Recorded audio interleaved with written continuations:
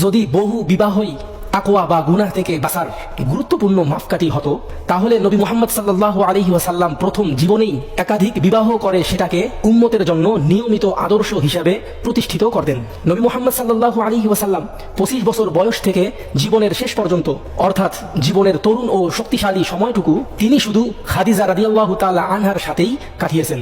খাদিজা রাদিয়াল্লাহু তাআলা আনহা বেঁচে থাকতে তিনি দ্বিতীয় কোনো নারীকে বিবাহ করেননি। পরবর্তী সময় তিনি একাধিক বিবাহ করেছিলেন ঠিক, কিন্তু তখন অধিকাংশ বিবাহ ছিল বিভিন্ন সামাজিক, মানবিক, দাওয়া ও গোত্রীয় প্রেক্ষাপটের কারণে, যেখানে বিধবা নারীকে আশ্রয়, সাহাবীদের পরিবারের সাথে সম্পর্ক, বিভিন্ন সামাজিক দায়িত্বের বিষয়সমূহ ছিল।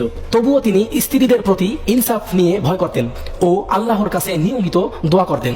তাছাড়া ইসলামে তাকওয়ার বড় আলামত হচ্ছে মানুষের হক আদায় করা, জুলুম না করা, দৃষ্টি সংযত রাখা, আমানত রক্ষা করা, পরিবারকে নিরাপদ রাখা, সুন্দর চরিত্র গঠন করা ইত্যাদি। কিন্তু আফসোসের সাথে বলতে হয়, এসবের অধিকাংশ গুনাহ একাধিক বিবাহের কারণেই হয়। ইসলামে একাধিক বিয়ের অনুমতি দেওয়া হয়েছে, কিন্তু কোথাও একাধিক বিবাহকে তাকওয়ার প্রধান মাপকাঠি বানানো হয়নি।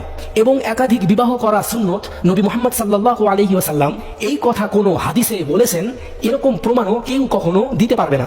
বরং কোরআনে বলা হয়েছে যে যদি তোমরা আশঙ্কা করো যে একাধিক বিবাহ করলে স্ত্রীদের প্রতি ন্যায় বিচার করতে পারবে না, তবে তার জন্য একজনই বিবাহ করা যথেষ্ট।